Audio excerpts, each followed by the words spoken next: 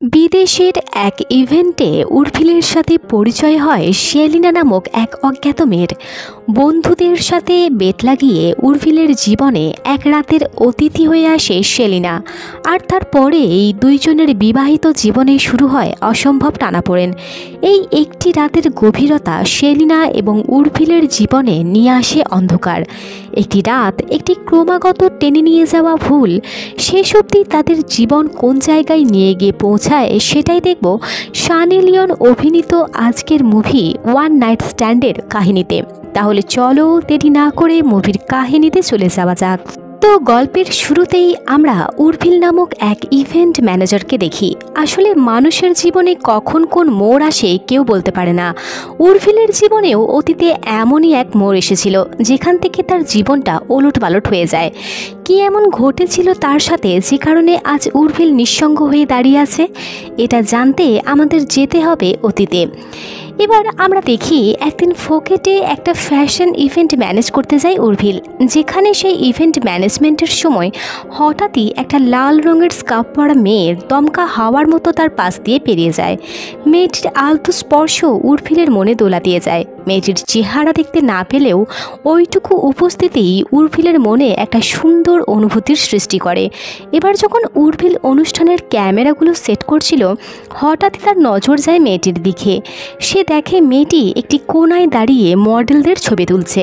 সে বেশ কয়েকবার ক্যামেরার অ্যাঙ্গেল ঠিক করে মেয়েটির চেহারা দেখার জন্য, কিন্তু ব্যর্থ হয়।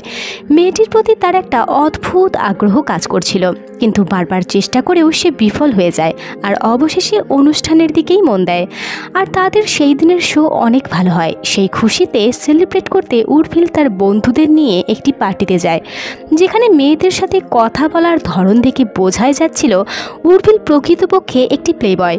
মেয়েদের সঙ্গ, মেয়েদের শরীর উপভোগ করতে তার একটা আলাদাই মজা কাজ করত। যাই হোক, পরের দিন তারা সকলে মিলে একটি রেস্টুরেন্টে বসে আড্ডা দিচ্ছিল।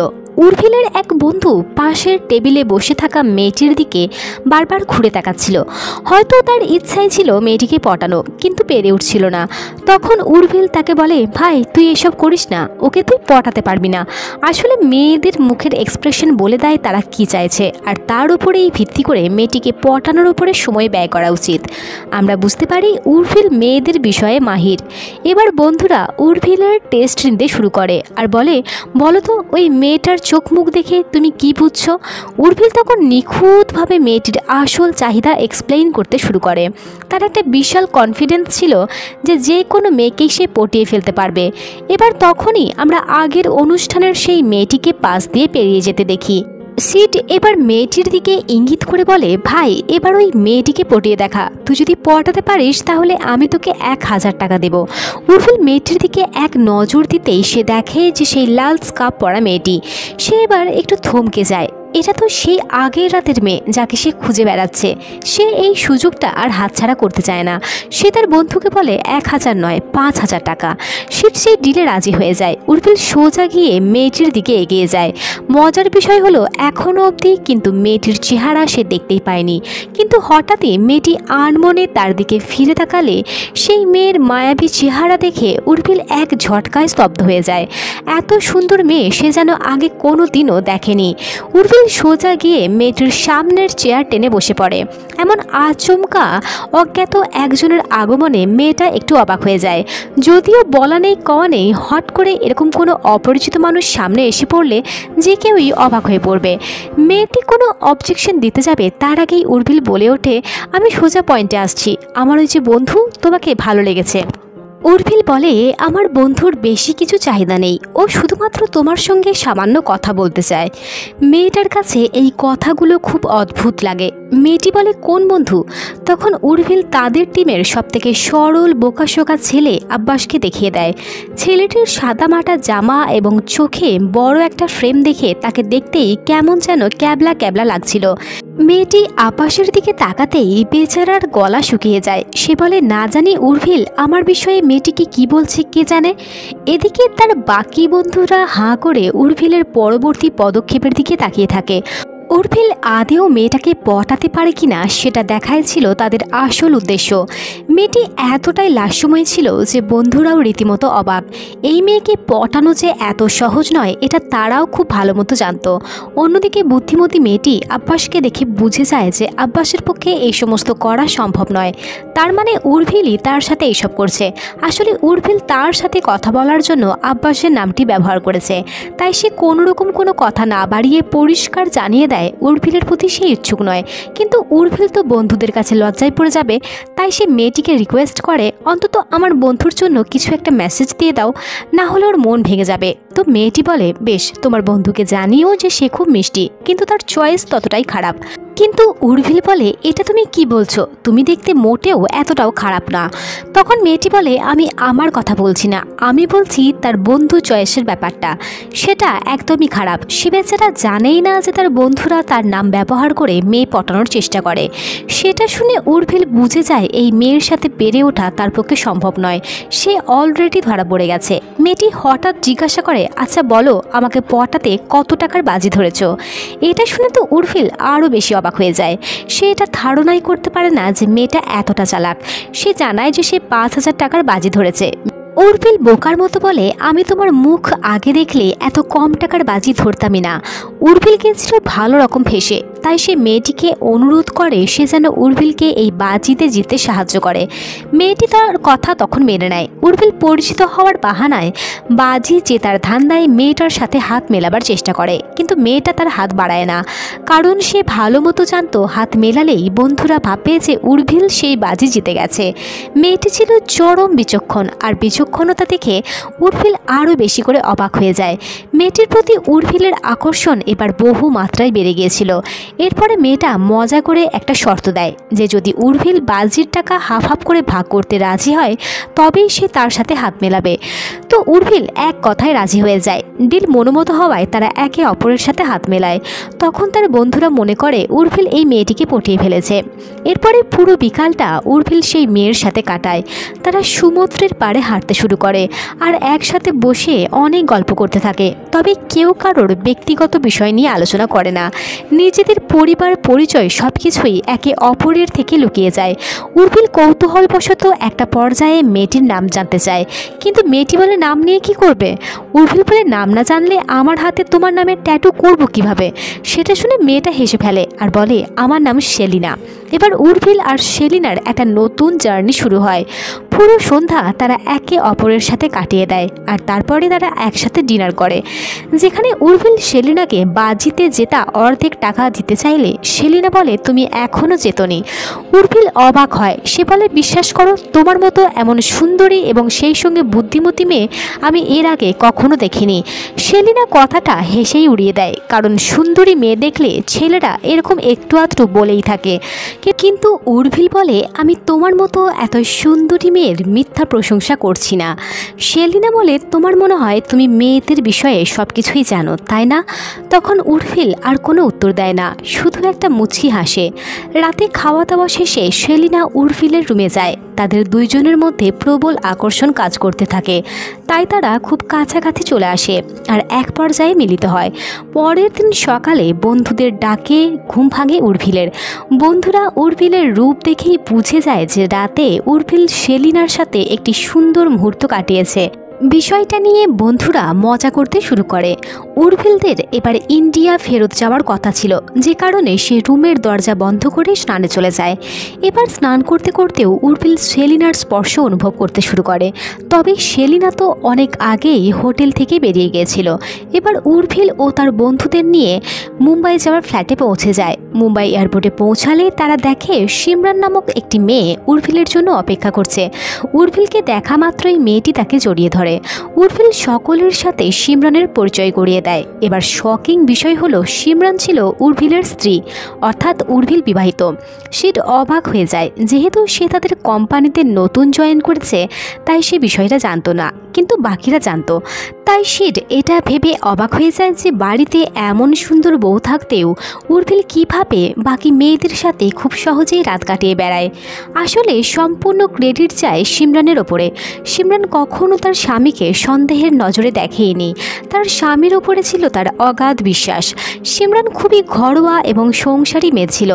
একটা সময় সিমরান উর্ভিলের অফিসেই কাজ করত, আর সেখান থেকেই তাদের পরিচয়, প্রেম এবং অবশেষে বিয়ে। তাদের বিয়েরও 5 বছর পার হয়ে গেছে। সিমরান খুবই আন্ডারস্ট্যান্ডিং এবং ভদ্র সভ্য মেয়ে। সে তার স্বামী অন্ত পাগল। উর্ভিলও তার স্ত্রীর প্রতি যত্নশীল ছিল।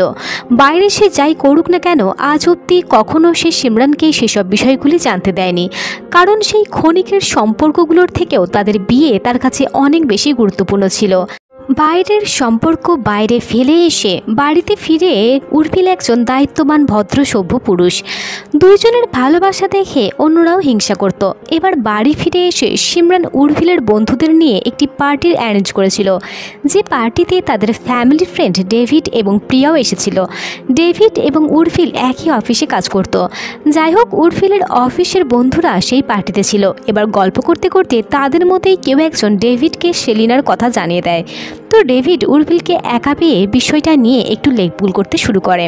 যদিও বিষয়টা খুব ক্যাজুয়াল ছিল, কারণ উর্ভিল প্রায়ই কোনো না কোনো সময়ে অন্য মেয়েদের সাথে রাত কাটিয়েছে। তবে সেলিনার সাথে কাটানো সেই রাত উর্ভিলের জীবনকে কোথায় নিয়ে যাবে সেটা কেউ জানতো না। এক প্রকৃত বন্ধু হিসেবে ডেভিড উর্ভিলকে সাবধান করে যে তার এইসব অভ্যাস এবার বন্ধ করা উচিত, তা না হলে একদিন তার সাথে সিমরানের সম্পর্ক নিশ্চিতভাবে ভেঙে যাবে। সেটা শুনে উর্ভিল খুব রেগে যায় এবং সে বলে, আমাদের সম্পর্ক এতটাও ঠুনকো নয়, আর সম্পর্ক ভাঙার তো কোনো জায়গাও নেই, কারণ আমি এইসব বিষয় সিমরানকে জানতেই দিই না। বাইরের ফুর্তি আমি সর্বদাই বাইরেই রাখি, বাড়ির ভিতরে ওইসব মেয়েদের আমি ঢুকতেও দিই না। সবাই চলে যাওয়ার পরে উর্ভিল রাতে সিমরানকে একটা ব্রেসলেট গিফট করে। সিমরান তো মহা খুশি হয়ে যায়। তবে এইসব উপহারের থেকেও তার কাছে তার সবচেয়ে দামি উপহার ছিল তার স্বামীর ফিরে আসা এবং তার স্বামীর সঙ্গ। যাই হোক, রাতে সিমরান ঘুমিয়ে গেলেও আমরা দেখি যে উর্ভিলের ঘুম আসে না। তার বারবারই সেলিনার কথা মনে পড়ছিল। সেলিনা ছিল খুবই রহস্যময়ী মেয়ে। ঝিলের ধারে বসে যখন তারা দুইজনে বসে সময় কাটাচ্ছিল, তখন উর্ভিল তাকে বলছিল, তুমি হলে সমুদ্রের মতো শান্ত আর সুন্দর, কিন্তু মনে হয় তোমার মধ্যে অনেক তুফান লুকিয়ে আছে। তখন সেলিনা বলেছিল, আমি সমুদ্র নয়, আমি সমুদ্রের ঢেউ, এখন আছি আবার পরক্ষণেই বয়ে যাব। এই কথা শুনে উর্ভিল তাকে প্রতিজ্ঞা করেছিল যে সে কখনোই সেলিনাকে হারিয়ে যেতে দেবে না। যদিও তারা জানতো ওই প্রমিসটা মিথ্যা ছিল।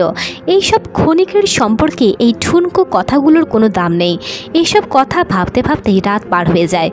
পরের দিন সকালে সিমরান উর্ভিলকে অফিসে যাওয়ার জন্য রেডি করে দিচ্ছিল, আর সমস্ত জিনিসপত্র নিয়ে স্ত্রীকে একটা চুমু দিয়ে উর্ভিল অফিসের উদ্দেশ্যে বেরিয়ে পড়ে।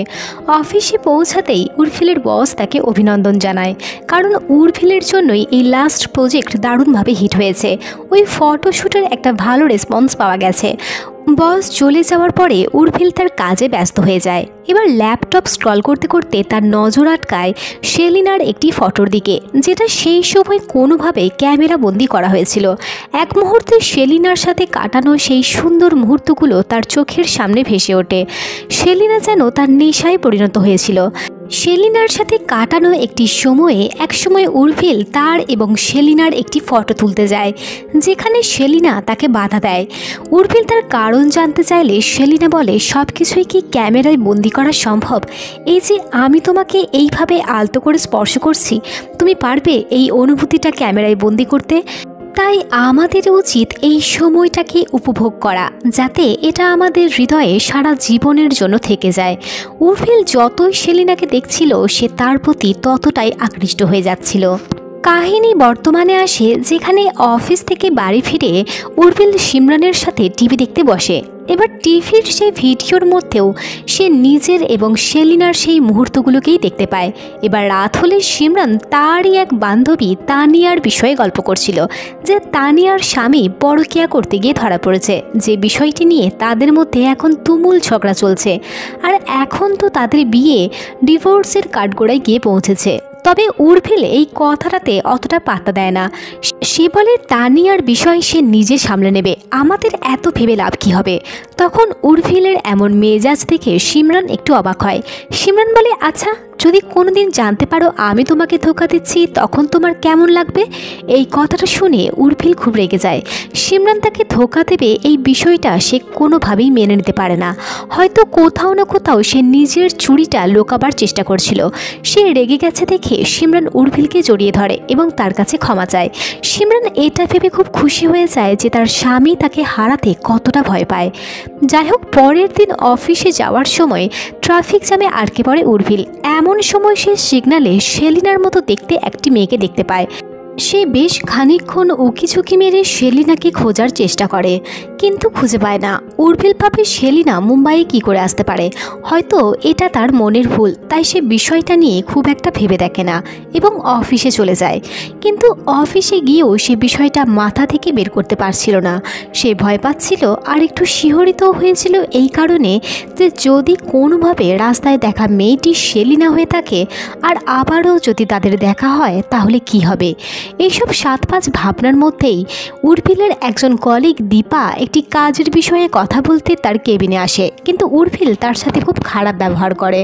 পরে অবশ্য সে তার খারাপ আচরণের জন্য দীপার কাছে ক্ষমা চায়। তো আমরা বুঝতে পারি যে উর্ভিল কোনোভাবেই সেলিনাকে তার মাথা থেকে বের করতে পারছিল না। তার কাজের থেকেও মন সরে যায়। এবারে এইসব ভাবনার মধ্যে সে কাজের মধ্যে এমন ডুবে যায় যে সে এটাও ভুলে যায় আজ সিমরানের একটি কেক শপের ওপেনিং আছে। সিমরান বারবার তাকে আজ অফিস থেকে তাড়াতাড়ি বাড়ি আসার বিষয়ে মনে করিয়ে দিয়েছিল, কিন্তু উর্ভিলের সেটা মনে নেই। এদিকে উর্ভিলের জন্য অপেক্ষা করতে করতে সন্ধে কেটে রাত হয়ে যায়, কিন্তু উর্ভিল আসে না। অবশেষে দিয়া এবং ডেভিড তাকে বাড়ি পৌঁছে দেয়। উর্ভিল তার এত বড় দিনে না আসায় সে একটু আপসেট ছিল, কিন্তু পরে উর্ভিল এসে তার কাছে ক্ষমা চাইলে তার সমস্ত রাগ এক নিমেষেই জল হয়ে যায়। আসলে সিমরান উর্ভিলকে এতটাই ভালোবাসত যে সে তার উপরে বেশিক্ষণ রাগ করে থাকতেই পারত না। অন্যদিকে উর্ভিল ছোটোখাটো ভুল করলেও সে এটাই চেষ্টা করত যাতে তাদের সম্পর্কটা নষ্ট না হয়। 2 দিন পরে উর্ভিল এবং সিমরানের অ্যানিভার্সারি ছিল, যে কারণে উর্ভিল সিমরানকে নিয়ে একটি শপিং মলে যায়। তো উর্ভিল সিমরানকে একটি সুন্দর ড্রেস পছন্দ করে দেয় এবং সেটা ট্রায়াল দিতে পাঠায়। ট্রায়াল রুমে এসে সিমরান দেখে যে সেই একই ড্রেস অন্য একটি মেয়ে ট্রায়াল দিচ্ছে। দুর্ভাগ্যবশত মেয়েটি অন্য কেউ নয়, সে ছিল সেলিনা। তাকে দেখা মাত্রই সিমরান বলে, বাহ, দারুণ বিষয় তো, আমার স্বামী এবং আপনার পছন্দ তো পুরোপুরি এক। এদিকে সিমরান যে ড্রেসটা ট্রাই করছিল সেটা তার ফিট হচ্ছিল না। অন্যদিকে সেলিনার ড্রেস তাকে দারুণভাবে মানিয়ে যায়। আরও একটি ঝামেলার বিষয় হলো এই ড্রেসটির আর কোনো স্টক সেই মলে ছিল না। তো সিমরানের মন খারাপ হয়ে যায়। সিমরান কথায় কথায় সেলিনাকে জানায় আজ আমাদের বিবাহ বার্ষিকী, তাই এই ড্রেস কিনতে আসা। সেলিনা বলে, তবে এই ড্রেসের প্রয়োজনীয়তা আমার থেকে আপনার অনেক বেশি। তো সেলিনা সিমরানকে সেই ড্রেস দিয়ে দেয়। সিমরান সেলিনাকে ধন্যবাদ জানিয়ে বিল পে করতে বাইরে আসে। বিল পে করার সময় সিমরান এই ড্রেসের ঘটনা তার স্বামীকে জানায়। এবার যখন তারা মল থেকে বের হচ্ছিল ঠিক তখনই হঠাৎ করে উর্ভিলের সাথে সেলিনার দেখা হয়। সিমরান সেলিনাকে দেখিয়ে বলে, ওই মেয়েটিই আমাকে এই ড্রেসটা দিয়েছে। উর্ভিল সেলিনাকে দেখে হতবাক হয়ে যায়, সেই সঙ্গে সেলিনাও। দুইজনেই ভীষণভাবে ঘাবড়ে গিয়েছিল। উর্ভিল না হয় বিবাহিত ছিল বলে ভয় পেয়েছে, কিন্তু সেলিনার ভয় পাওয়ার কারণটা আসলে কি ছিল সেটা আমরা খুব তাড়াতাড়ি জানতে চলেছি। শপিং শেষে উর্ভিল সিমরানকে নিয়ে ডেভিড এবং ডিয়ার সাথে ডিনার করতে বসে।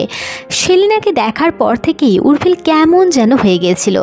যাই হোক, উর্ভিল কোনোভাবে ডিনারে মন দেয়। সব কিছু খুব ভালোভাবেই চলছিল। এরই মাঝে সিমরান কথায় কথায় তার সেই বান্ধবী চাঁদনির কথা তুললে উর্ভিল রেগে যায় এবং বলে, তুমি আবারও ওইসব নিয়ে আলোচনা করছো? এই বিশেষ দিনে একটি সামান্য বিষয় নিয়ে দুইজনের মধ্যে তুমুল ঝগড়া শুরু হয়ে যায়। উর্ভিল এক পর্যায়ে তার মেজাজ হারায়। সিমরান বুঝতে পারে না যে উর্ভিলের আসলে হলোটা কি, কিন্তু ডেভিড কিছুটা আঁচ করতে পারছিল। ডেভিড উর্ভিলকে বুঝিয়ে শান্ত করে, তবে কোনো লাভ হয় না। উর্ভিল এমন একটা বাজে পরিস্থিতি তৈরি করেছিল যে রেস্টুরেন্টে বসে থাকা সকলেই তাদের দিকে তাকিয়ে হাসতে শুরু করে। সিমরানের এই ব্যবহার খুব খারাপ লেগে যায় আর সে লজ্জায় পড়ে টেবিল ছেড়ে বেরিয়ে যায়। অন্যদিকে তার সাথে ডেভিড এবং দিয়াও বেরিয়ে পড়ে। এবার এত কিছু হওয়ার পরেও পরের দিন সিমরানের সাথে কোনো কথা না বলে সোজা উর্ভিল অফিসে চলে যায়। অফিসে গিয়ে সে ফোকেটের সেই হোটেলে ফোন করে যেখানে সেই রাতে সেলিনা উঠেছিল। তবে হোটেলের রিসেপশনিস্ট তাকে জানায় ওই হোটেলে সেলিনা নামক কোনো মেয়ে ওঠেইনি। উর্ভিল তখন কিছুই বুঝে উঠতে পারে না, আর এইসব ভাবতে ভাবতেই তার মাথা খারাপ হয়ে যাচ্ছিল। এবার উর্ভিল সেলিনার বিষয়টিকে মাথা থেকে বের করতে তার নতুন প্রজেক্টে কাজ শুরু করে, কিন্তু সিমরানকে সে একবারেই সময় দিত না। ডেভিড বিষয়টা লক্ষ্য করে এবং একদিন উর্ভিলকে ডাকে আর বলে, তোমার এই উদ্ধত্তপূর্ণ জীবনের পিছনে সেলিনার হাত নেই তো? উর্ভিল জানায় যে তার সাথে সেলিনার আবার দেখা হয়েছে আর সেলিনা জানতে পেরেছে যে সে বিবাহিত।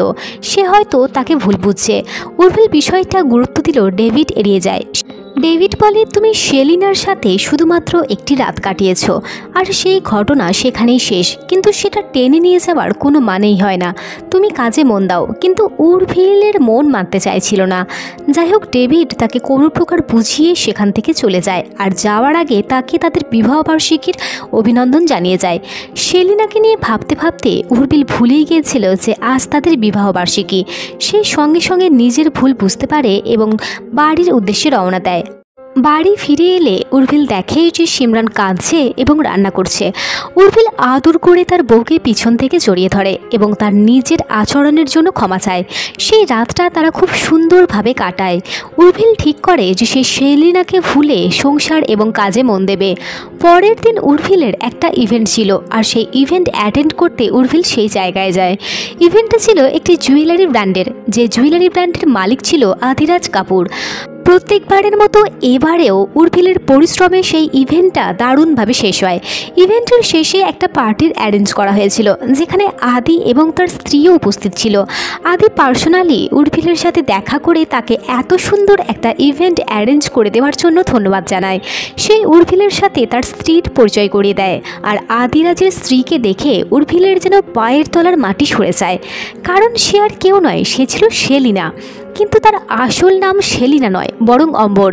এই কারণে উর্ভিল ফোকেটের সেই হোটেলে সেলিনা নামের কাউকে খুঁজে পায়নি, কারণ সেলিনা নাম তো এক্সিস্টই করে না। এবার সেলিনার সাথে এরকম সামনাসামনি দেখা হওয়াতে কিছুতেই উর্ভিল আর নিজেকে ঠিক রাখতে পারছিল না। এদিকে উর্ভিলের সামনাসামনি হওয়াতেও অম্বরও বেশ খানিকটা ঘাবড়ে গিয়েছিল, কিন্তু বুদ্ধিমতী অম্বর বিষয়টা কাউকে বুঝতে দেয় না। সে আদির সাথে গেস্টদের অ্যাটেন্ড করার কাজে লেগে থাকে আর এদিকে উর্ভিল একটার পর একটা ড্রিঙ্কস এনজয় করতে থাকে। সে অম্বরের সাথে কথা বলার অনেক চেষ্টা করে, কিন্তু আদি সামনে থাকার কারণে সে যেতে পারে না। এরপরে যখন অম্বর ওয়াশরুমের দিকে যায়, উর্ভিল সেটা খেয়াল করে এবং পাগলের মতো সেখানে ছুটে চলে যায়। তাকে দেখে অম্বর অনেক ভয় পেয়ে যায়। সে বলে, এটা লেডিস ওয়াশরুম, তোমার এখানে আসার সাহস হলো কী করে? কিন্তু উর্ভিল অম্বরের কোনো কথাই পাত্তা দেয় না। সে উল্টে এবার অম্বরকে জেরা করতে শুরু করে যে তুমি আমাকে মিথ্যা কথা কেন বলেছিলে, তুমি যে বিবাহিত এই কথা আমাকে কেন জানাওনি।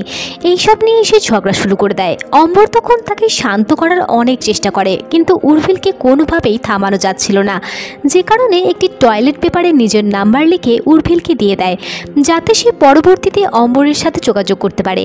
এখান থেকে এটা তো স্পষ্ট ছিল যে অম্বর উর্ভিলকে এড়িয়ে যেতে চাইছিল, কিন্তু উর্ভিলের মধ্যে অম্বরের নেশায় কাজ করছিল।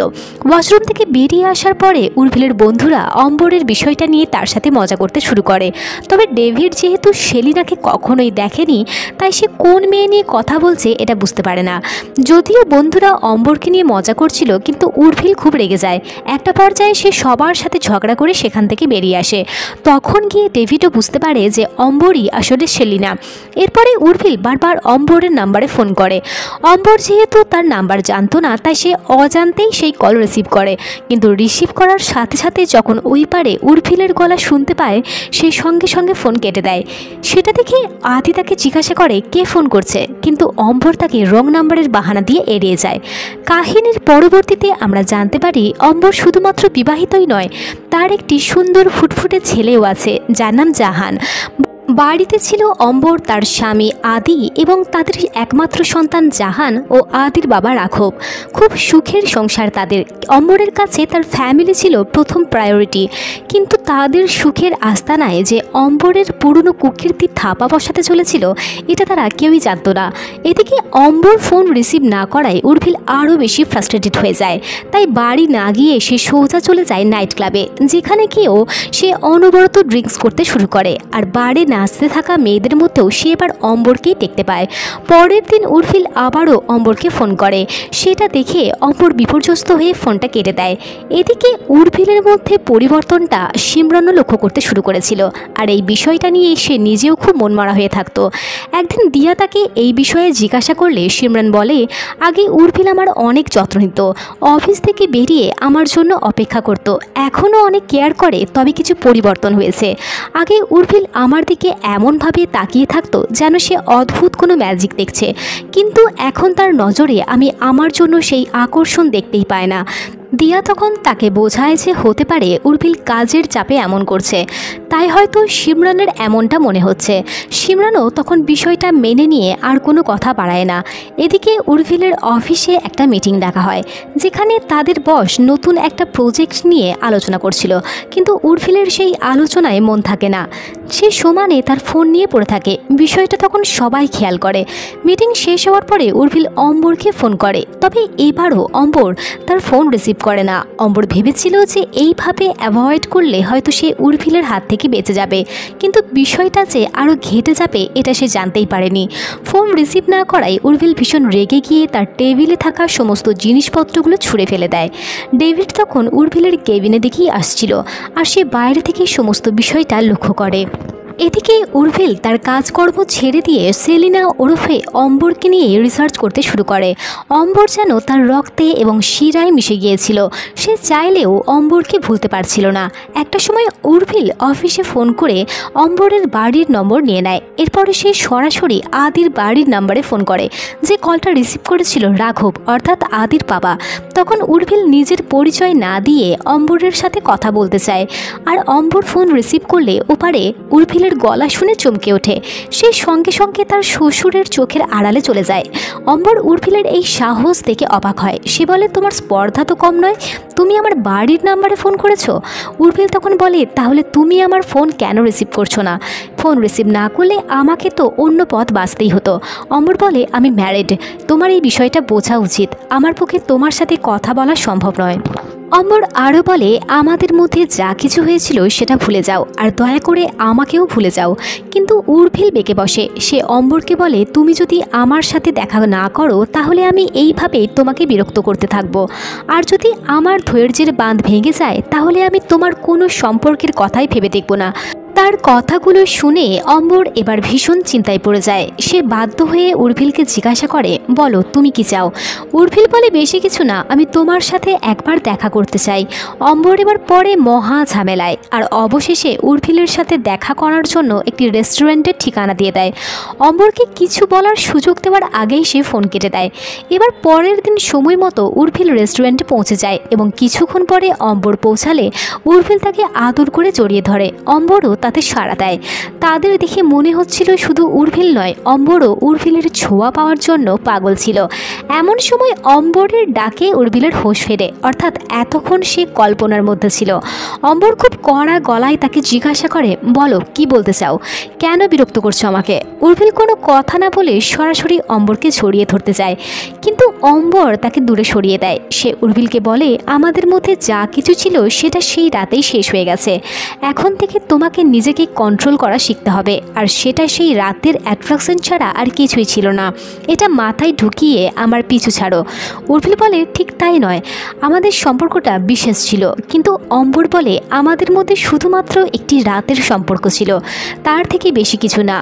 ওই ছোট্ট একটা রাতকে টেনে নিয়ে যাওয়া বোকামি ছাড়া আর কিছুই নয়। কিন্তু উর্ভিল মানতে চায় না। অম্বর বুদ্ধিমতী ছিল, কিন্তু উর্ভিলের জেদ তাকে সর্বনাশের পথেই নিয়ে চলেছিল। এইসব কথার মাঝেই অম্বরের কাছে জাহানের স্কুল থেকে ফোন আসে। স্কুল থেকে জানায় যে জাহান স্কুলে খেলার সময় পড়ে গেছে এবং তার মাথা ফেটে গেছে। অম্বর দ্রুত উঠে স্কুলের দিকে রওনা দিতে যায়, কিন্তু উর্ভিল তাকে বাধা দেয়। সে অম্বরকে জোর করতে থাকে এবং বলে যে তাদের কথা শেষ না হওয়া অবধি অম্বর কোথাও যেতে পারবে না। তখন অম্বর বলে, আমার ছেলে ব্যথা পেয়েছে, আমাকে স্কুলে যেতেই হবে, আমাকে বাধা দিও না, আর এরপর থেকে আমাকে স্টক করা বন্ধ করো। এই স্টক কথাটা শুনে উর্ভিলের ইগো হার্ট হয়। উর্ভিল বলে, কি বললে? আমি তোমাকে স্টক করছি? আমাকে স্টকার বলে ডাকার সাহস তোমার হয় কি করে? তোমার নিজের একটা ছেলেও আছে, সেটা তুমি আমাকে জানাওনি। আর কত মিথ্যা তুমি লুকিয়ে রেখেছ।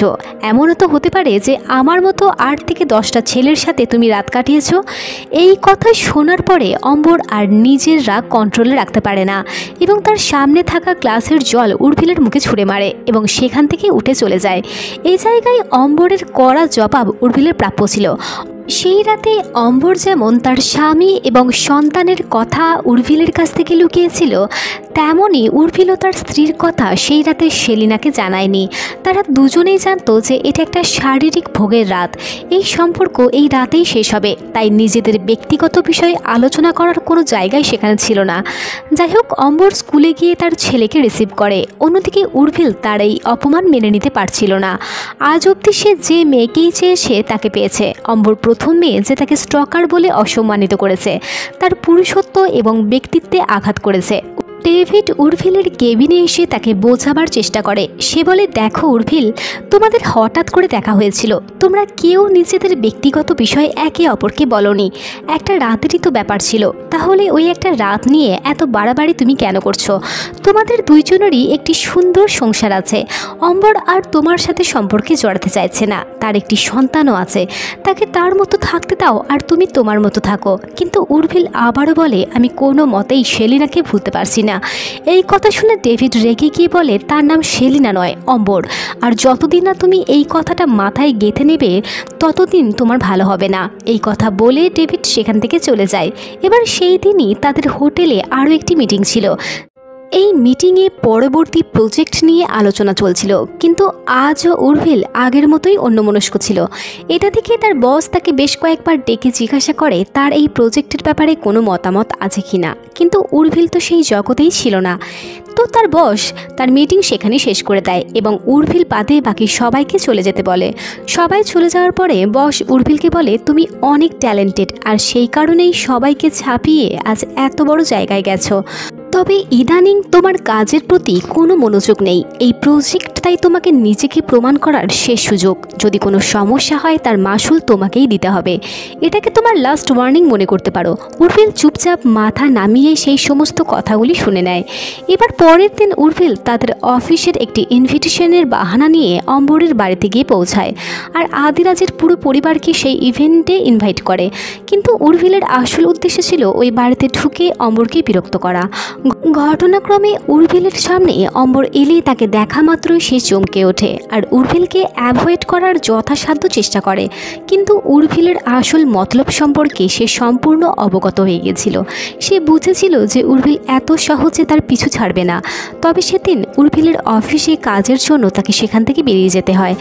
অম্বর তখন যেন স্বস্তি পায়। সেই রাতে আদি বাড়ি ফিরলে অম্বর তাকে জাহানের স্কুল এবং তার শ্বশুরমশাইয়ের মেডিকেল রিপোর্ট সম্পর্কে জানায়। আমরা বুঝতে পারি আদি কাজে ব্যস্ত থাকলেও অম্বর শক্ত হাতে সংসার ধরেছিল। এটা দেখে আদিরাজ খুব অবাক হয় এবং বলে, তোমাকে দেখে আমি খুবই অবাক হই, কারণ আমি তোমার কোনো খুঁত খুঁজেই পাই না। তুমি একদম পারফেক্ট স্ত্রী। স্বামীর মুখে এমন প্রশংসা শুনে অম্বর খুব ইমোশনাল হয়ে যায়। সে নিজেও জানতো স্বামীর আড়ালে সে এক রাতের জন্য হলেও তার স্বামীকে চরমভাবে ঠকিয়েছে। অম্বর বলে, পারফেক্ট হওয়া তো দূরের কথা, পারফেকশনের আশেপাশেও আমি নেই। আদি যেহেতু উর্ভিলের বিষয়ে কিছুই জানতো না, তাই সে তার স্ত্রীর কথা অতটা গভীরভাবে নেয় না। এরই মধ্যে অম্বর জানলার কাছে গেলে সে দেখে উর্ভিল তাদের বাড়ির কাছেই দাঁড়িয়ে রয়েছে। তাকে দেখে অম্বর চমকে ওঠে। তবে উর্ভিলকে দেখা মাত্রই সে নিজেকে সামলে নিয়ে জানলা বন্ধ করে দেয়। তখন উর্ভিলও বাড়ি ফিরে আসে। দীর্ঘ সময় ধরে সিমরান লক্ষ্য করছিল তার স্বামীর মধ্যে কিছু যেন একটা ঠিক নেই। উর্ভিল বাইরে দাঁড়িয়ে থাকলে সিমরান তাকে জিজ্ঞাসা করে, কি হয়েছে তোমার? উর্ভিল বিষয়টা এড়িয়ে যায় এবং বলে তেমন কিছুই না, একটু কাজের প্রেশার রয়েছে। তবে সিমরান বুঝে গিয়েছিল যে তার স্বামী মিথ্যা কথা বলছে। সিমরান বলে, উর্ভিল, আমাদের সম্পর্কটা কিন্তু 2 দিনের নয়। আমি জানি যে প্রেশার থাকলে তুমি আরও বেশি করে কথা বলো, এমন চুপচাপ তো তুমি থাকো না। সিমরান বলে, আমার কেন জানি না মনে হচ্ছে আমাদের দুইজনের মাঝে কিছু একটা চলে এসেছে। তুমি আগের থেকে অনেকটা পরিবর্তন হয়ে গেছো। কিন্তু উর্ভিল বোঝায় যে কাজের চাপ ছাড়া আর কিছুই নয়। সিমরান বুঝতে পারে যে বিষয়টা সেটা নয় যেটা উর্ভিল বলছে, তাও সে কিছুই বলে উঠতে পারে না। এবার পরের দিন অম্বর কিছু কাজে বাইরে গিয়েছিল। সেখান থেকে বাড়ি ফিরে এসে সে দেখে উর্ভিল এসে জাহানের সাথে খেলা করছে। রাঘব জানায় জাহান উর্ভিলের সাথে খেলতে খেলতে পুলে পড়ে গিয়েছিল আর তাকে বাঁচানোর জন্য উর্ভিলও জলে ঝাঁপ দেয়, যে কারণে উর্ভিল পুরোপুরি ভিজে গেছে। রাঘব অম্বরকে বলে, যাও আদির কিছু জামাকাপড় এনে উর্ভিলকে পরার জন্য দিয়ে দাও, বেচারা একেবারে ভিজে গেছে। শ্বশুরমশাইয়ের কথা বলে কথা অমান্য তো করা যায় না, তাই অম্বর তার স্বামীর কিছু জামা আনতে যায়। কিন্তু উর্ভিল সাহস করে অম্বর এবং আদির বেডরুমে চলে যায়। এটা দেখে অম্বর আরও রেগে যায়। অম্বর উর্ভিলকে ধাক্কা মেরে বলে, বাহ, তাহলে আমার ধারণাই সঠিক, তুমি আসলেই একটা স্টকার। এখন কি চাও? উর্ভিল বলে, আমি শুধু আমার উত্তর জানতে চাই। উর্ভিল অম্বরের বেডে শুয়ে পড়ে। অম্বর বলে, আর কতবার বলবো সেই রাতে যা হয়েছে সেটা একটা নিছক ভুল।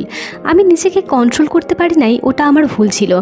অম্বর বলে, আমার কাছে আমার পরিবার প্রধান। কিন্তু উর্ভিল মজা করে সবটাই শুনছিল। তার মনে হচ্ছিল সে যেন অম্বরকে দুবিধার মধ্যে ফেলে তার অসহায় অবস্থার সুযোগ নিয়ে বিশাল কোনো যুদ্ধ জয় করে ফেলেছে। তখনই অম্বর বলে, আচ্ছা, তুমি আমাকে আমার ভুলগুলো ধরিয়ে দিতে এসেছো, কিন্তু তোমার ভুলগুলো কে ধরিয়ে দেবে? তুমিও তো ম্যারিড, তাও আবার 5 বছর যাবত। তুমি তোমার স্ত্রীর প্রতি সন্তুষ্ট নও, তাই এসব করে বেড়াচ্ছ। তুমি কি তোমার স্ত্রীকে ধোঁকা দিচ্ছ না? সেটা শুনে উর্ভিলের মুখ শুকিয়ে যায়। সে এটা কল্পনাও করেনি যে অম্বর উর্ভিলের বিষয়ে এত খোঁজ লাগিয়েছে। উর্ভিল বলে, এটা আমার এবং আমার স্ত্রীর পার্সোনাল ম্যাটার, এখানে তোমাকে নাক গলানোর প্রয়োজন নেই।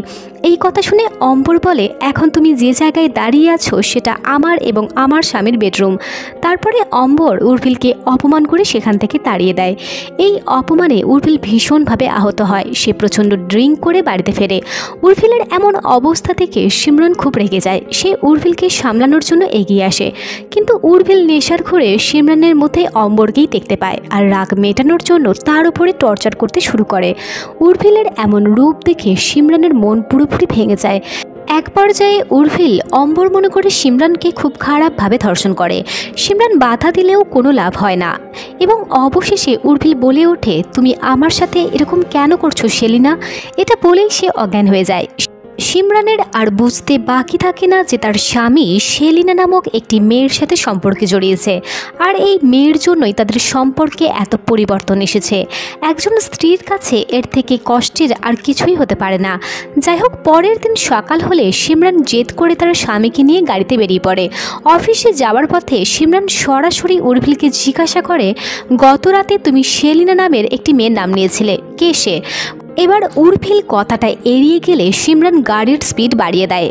এইভাবেই একসময় তাদের গাড়িটা অ্যাক্সিডেন্ট হতেই যাবে, তখন উর্ভিল বলে ওঠে, সেলিনার সাথে আমি একটা রাত কাটিয়েছি। উর্ভিল স্বীকার করে, শুধুমাত্র সেলিনা নয়, এর আগেও আমি অনেক মেয়ের সাথে ইন্টিমেট হয়েছি। উর্ভিল বলে, আমি ভেবেছিলাম এইবারটাও আমি আগের বারের মতোই ম্যানেজ করে নেব, কিন্তু পারিনি। সিমরান বলে, এইবার পরিস্থিতি অন্যরকম কেন জানো? কারণ এই মেয়েটার জন্য আমাদের সম্পর্ক চিরকালের জন্য শেষ হলো, তাই।